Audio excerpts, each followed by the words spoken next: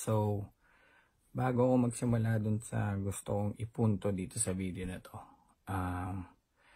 gusto ko lang muna humingi ng sorry, ng tawad sa mga fans, subscribers, followers namin ng asawa ko. Dahil sa mga nakikita nyo sa Facebook ngayon, sa newsfeed, sa mga nakita nyo sa live, narinig nyo sa live, and yung mga lumalabas pa na ibang issue, okay? Gusto ko lang mag-sorry sa inyo. Yung sa amin naman ng asawa ko, hindi na para gumawa ako ng apology video or mag-apologize ako dito kasi yung mga ganong bagay dapat privately na lang namin and internal na lang kung gagawin. Plus nasa UK kasi ako, so medyo nahihirapan ako kausapin siya kasi hindi siya masyadong nagre-reply. Actually, pag nagme-message ako sa kanya kahit gaano kahaba, sisin lang niya. So medyo nahihirapan ako na na kausapin siya. So pag uwi ko na lang sa Pinas, kasi right now nasa UK ako, pag uwi ko na lang sa Pinas, saka ako siya kakausapin para mas maayos ko. Dito kasi ako sa UK para ayusin yung passport ko. Ito nga, yun yung luma, and ito yung bago. Hindi para takasin yung issue, okay? Hindi ko tatakasin yan. Plus hindi ko dideny yung mga bagay na ginawa ko talaga, and yung mga maling bagay na ginawa ko hindi ko i-deny yan. Let's go to my point, na sa point na gusto kong ipunto dito sa video na to. Ang una ko lang gusto sabihin is marami kasi akong narinig dun sa live ni ate. Actually, nanood ako. I was watching that. I was watching her live feed. Ako yon, kung nakita niyo yung John Gutierrez is watching. Nanonood talaga ako. Pinanonood ko siya kasi gusto kong marinig kung ano yung sinasabi niya. And may mga bagay lang dun na narinig ko na hindi tama sa pandinig ko, and alam ko yung totoo, and alam din niya yung totoo, pero ginawa lang niya or may sinabi siya dun para lang mapabango yung pangalan niya, para magmukha siyang mabait, or para magmukha siyang malupit, or para siya yung agrabyado. But may isa siyang point doon na sinabi niya na nalasing daw siya to the point na nag-pass out siya sa gilid malapit sa banyo ng Oblivion. I mean, first of all, sino ang matinong babae na magka-club kasama yung mga never niya pang na-meet na tao? First time pa lang niya akong na-meet nun. Sino matinong babae na iinom to the point na magpa-pass out kasama yung mga taong first time pa lang niyang mamimit? Diba? Hindi kita din na-judge, pero sino? Diba? Sino? And ayun nga, nag-pass out nga daw siya. Tapos ang sinabi niya doon, ang napagkarinig ko is, hinawakan ko daw yung private part niya habang lasing siya. And I was like, kung lasing ka at hinawakan ko yung ano mo, ba't naaalala mo na hinawakan ko? Diba dapat kung naaalala mo yan, kung nasa wisyo ka pa na naaalala mo yung ginawa ko, dapat dun pa lang, there and then, nagwala ka na. Nagwala ka na, pinadampot mo ako sa bouncer, dun pa lang, binitbit yun na ako sa barangay, or binitbit yun na ako sa police. Or, the next day, the next day, kinuha mo yung CCTV footage from Oblivion para may proof ka or para may evidence ka. Dali mo sa police, yon. Then, kulong na ako nun, di ba? Kulong na ako nun. Kung nangyari yon. Dahil di nangyari yon, hindi mo ginawa. Hindi mo ginawa. Tapos yung sinasabi nyo, yung nakita ko dun sa post ng isa nating kaibigan. Kaibigan daw. Nilagay niya dun na kaya nasira yung damit mo dahil inaaway ka ni Tony. Inaaway ka niya dahil pinagnasahan mo siya or you took advantage of her when she was drunk. Come on, man. Baka naman kaya nasira yung sa neck ng damit ko dahil gusto niya akong halikan. Hinahabol-habol niya ako, sigaw-sigaw pa siyang Badger. King Badger, nasan si Badger? Sa labas ng Oblivion, 'di ba? Para hinahabol-habol niya ako, hinahabol-habol niya ako dahil gusto niya akong halikan. Pero ako, umiiwas-iwas ako. Nandun pa sila, sino ba yun? Yung famous na naging mukhang yung dating pinipig, tas naging pang Korean novela yung mukha. Basta nandun siya noon, nakita niya yun, hinahabol ako, umiiwas-iwas pa nga ako eh. Nandun din yung kulot basta hindi na para mag name drop, pero kita nila yun. Plus, alam ng mga totoong kaibigan ko na nandun nung time na yun na ako pa nag-alaga sa'yo nung nalasing ka. Hindi ka doon nag-pass out sa Oblivion, men. Nag-pass out ka nung malapit na tayo doon sa Jollibee. Actually, kahit tanongin mo yan si Francis De Leon, siya yung nagdadrive ng kotse, ako nag-alaga sa'yo. Actually, ayaw nga kita buhatin kasi ayaw kong makita ng mga tao na meron akong buhat-buhat na ibang babae. Pero, alam mo yun? Pero tinulungan pa rin kita kahit nagpapass out ka, nagwawala ka dyan sa sahig. Tinulungan kita, ako nagdala sa'yo, ako nagbuhat sa'yo papasok sa kotse ni Francis. Alam mo yan. Nandun din yung Jazes. Alam din nila yan. Nakita nila yan. kahit hinihila-hila mo yung damit ko, nakita nila. Alam mo yan. And, ano pa ba yung mga narinig ko dun na may mga narinig kasi. Ang dami kong narinig na hindi tama kasi na parang ako lang yung sinisisi sa mga nangyari and sa mga pagkakamali. Oo, yes, nagkamali ako. Pina natin yun. Kamali ako. Ang dami kong kasalanan. Hindi ko nililinis yun. Pero, dalawa tayo dito. Dalawa tayo. Hindi ko kaya yun mag-isa. Ano yun? Nakipag-anuhan ako sa sarili ko? Kaya nga naging issue kasi dalawa tayo dito. Diba? Kung ako lang mag-isa yun, baliw ako. Diba? Plus, yung sinasabi mong wala kang alam na meron akong girlfriend, let's be serious. Sinabi mo pa nga sa akin dati na, dati nung napapanood ko kayo, ni-imagine ko, paano kaya pag ako nagkaroon ng boyfriend na ganyang kakulit? Na ganyan, Viner, ganyan, kilala ng tao. Ayan ang sinabi mo sa akin. Kaya wag mong sabihin, wag kang magmalinis, please lang, wag kang magmalinis. Ako, real talk. Real talk lahat ng sinasabi ko. Ayokong gayahin yung mga ginawa mo na para bumango yung pangalan is magsasabi ng kung ano-ano na. Ayokong gayahin yan. Kaya, eto sinasabi ko sa inyo. And, okay, actually, eto yung proof. May proof ako. Nung the next day, after kang nalasing, after kitang tinulungan, after kitang nilagay doon sa kotse, after mo sinira yung damit ko dahil umiiwas-iwas ako dahil gusto mo kong halikan. Okay, eto yon. May screenshot ako. Ito yung usapan doon. Ito sabi mo, tangina, aalis pa naman ako ngayon. Sa group chat namin to ng Suicide Squad. Ang reply ko, alis ka lang, ha. Kaya yan, ha. Tapos ang reply niya, ha.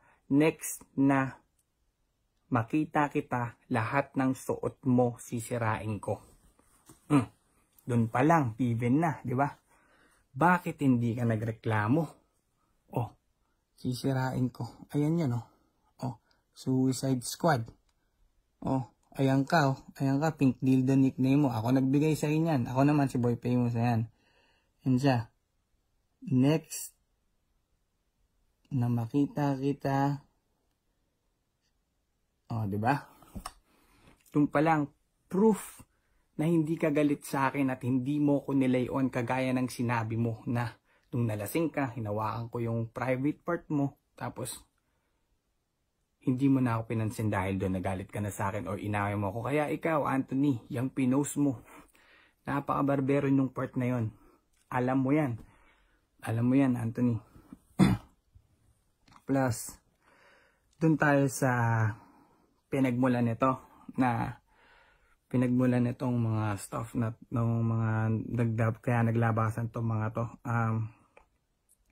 Yung nilabas ni Makagago. Anyways, I just wanna say, si Makagago, since 2014 pa yan po. 2014 pa niya akong binabash. Dinis niya yung nanay ko, dinis niya si Jelay, dinis niya ako. Ang dami na ng video towards me. But he never heard anything from me because that's his forte. He disses people. So, I don't mind that. But yung totoo rin yung sinabi niya na I spat my chewing gum at him. Yeah, I did. And he's right. In Europe, that's one of the most disrespectful thing you can do sa tao. When you spit at him. Pero kasi sa sobrang inis ko dahil since 2014, dinidis niya ako. Ayun na lang yung way ko. Hindi kami makalapit sa kanya kasi sobrang daming bouncers. As in, sobrang dami. So ayun na lang yung pinaka-disrespectful thing that I could do to him. Spit my chewing gum at him. So, hindi ko dinedeny yun. And, yun nga, dahil sa issue na sinabi niya na binigyan ko daw ng 20k si Tony 3 weeks ago. Kasama si Mark or something. Basta, ayun yun. Hindi ko dinedeny yun. Ang dinideny ko doon is yung 20,000. Hindi ko siya binigyan ng 20,000 plus yung sinasabi niya na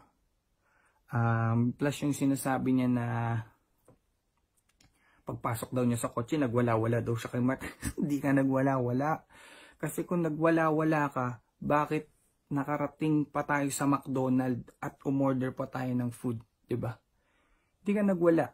Ang una mong sabi, ay, putang ina, ang taba mo. Ayun ang sabi mo sa akin. Hindi ka nagalit, hindi ka nagwala. Kasi kung galit ka sa akin or kung nagwala ka, di dapat hindi na tayo dumating sa point na nakapunta tayo sa McDonald's para umorder ng food, di ba? Plus, kung ayaw mo talaga sumama ng mga point na yon, bakit hindi mo na lang kinuha yung pera na hinihiram mo kay Mark, hindi mo na lang kinuha yon at umalis ka, lumabas ka ng kotse, di ba? Napaka-easy, pero no, sumama ka pa sa amin, di ba? Sumama ka pa, naipagkwentuhan ka pa sa amin. Ayun, yes, inaamin ko, mali yung ginawa ko at sumama pa ako sa lakad na yon. Yes, mali yun. I'm not gonna deny it. Mali ako doon, mali yung ginawa ko dahil alam ko naman napakalaki ng issue na nagawa ko noong 2016 tapos sumama pa ako nung mga panahon na yon. Pero gusto ko lang kasi malaman nyo guys na maraming bagay na sinabi siya doon na hindi totoo. Ngayon naman, sasabihin ko sa inyo na parang hindi na talaga ako yung nakausap ng asawa ko. And right now, inaamin ko, nagkamali ako, hindi ako nagmamalinis at tatanggapin ko lahat ng galit ng tao.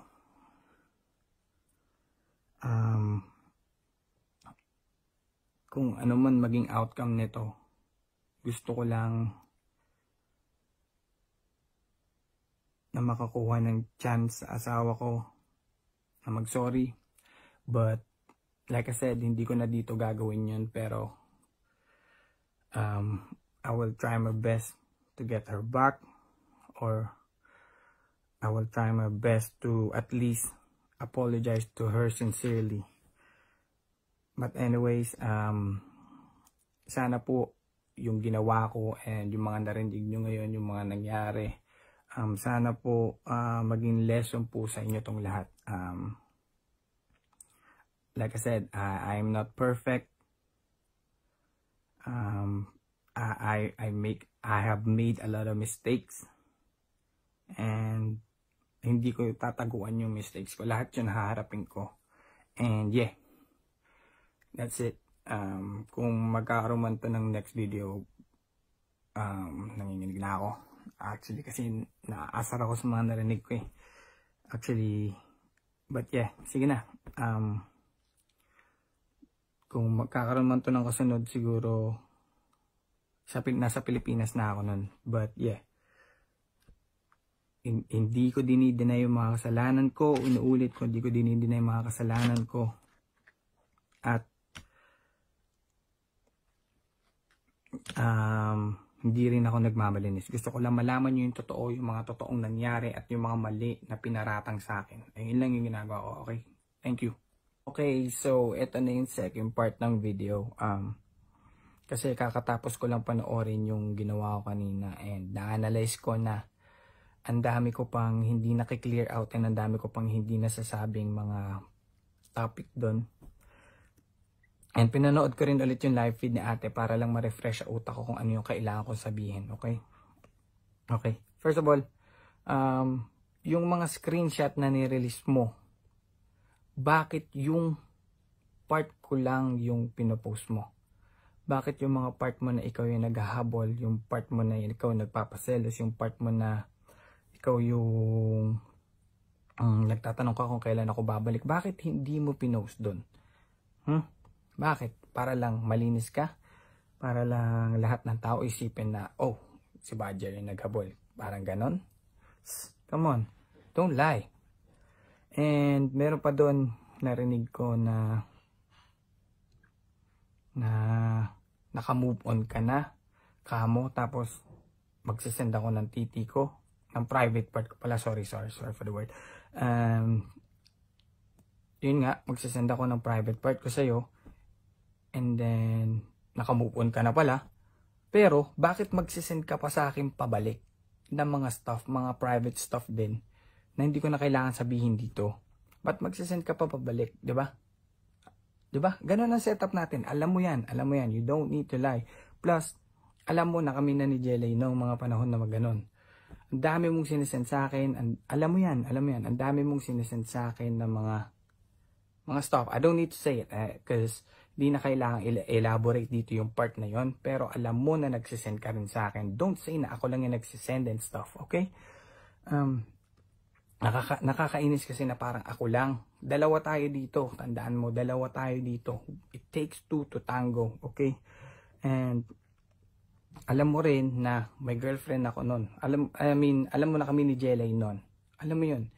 You know that you're number 2. Hindi mo kailangan i-deny yun. Alam mo yan. Nakakaasar lang kasi isipin na dinideny mo pa yung mga bagay-bagay na alam naman natin na alam mo. And may isa pa doon na sinabi ka na nakatira ako sa inyo. Yes, tumira ako sa inyo pero hindi for 1 month, okay? Siguro mga 12 days or 2 weeks at least, ayun. Dahil ayun na yung mga panahon na nagkakagulo na kami and wala na ako mapuntahan dahil nahuli ako na may video ako na nag-aano ka ng ano mo at umuungol-ungol ka doon, 'di ba? Nakita naman natin doon sa live feed ng asawa ko na yung video. So you cannot deny that. Do not lie. And yun nga, ikaw nagyaya sa akin tumira sa inyo dahil wala naman ng mga parents ko dito. I only have my grandma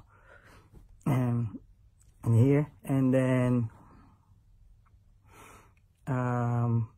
yun nga, tumira ako sa inyo ng 12 days, basta parang ganon, at least 2 weeks at most na yun. Ayun yung ano ko doon. yung in-stay ko doon. But, simula nung huli tayo ni Jelay nung after ng birthday bash ko, nagkumahog na ako nun, pabalik sa amin. Sinabi ko sa'yo, babalik na ako sa amin. Kumahog na ako nun. Simula nung binlock ako ni Jelay, simula nung pinakita niya sa akin yung video na sinundan niya tayo from Oblivion to your house, bumalik na ako nun. And ayoko lang kasing marinig na ako lang yung biniblame mo. When in fact na dalawa tayo doon. You don't need to clear yourself out sa mga tao na to kasi alam nilang totoo. Alam nila na number 2 ka. Alam mo rin sa sarili mo na number 2 ka. Alam mo yan.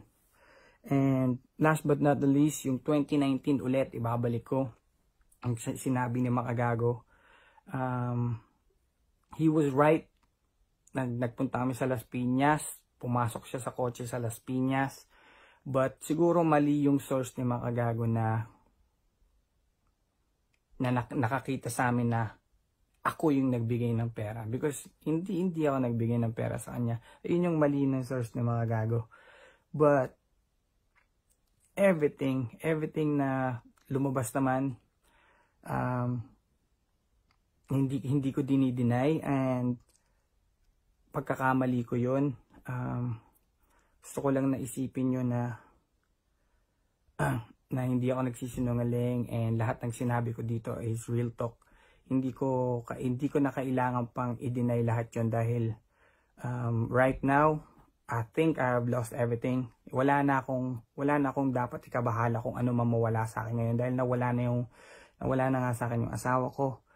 At the moment, hindi pa kami nag-uusap ng maayos, and hindi ko rin alam kung paano ko siya kakausapin dahil nandito ako sa UK. Ayun na yun.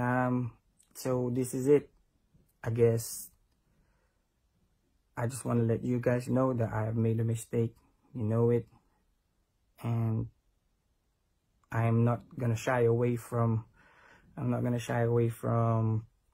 mga nangyari sa mga katotohanan. I'm not gonna shy away from it. And kung sinasabi nila, kung may ilalabas sila sa akin, kung ilabas man nila yung private part ko, wala na ako dapat ikabahala. I don't mind that. They can do it. And yun, God bless.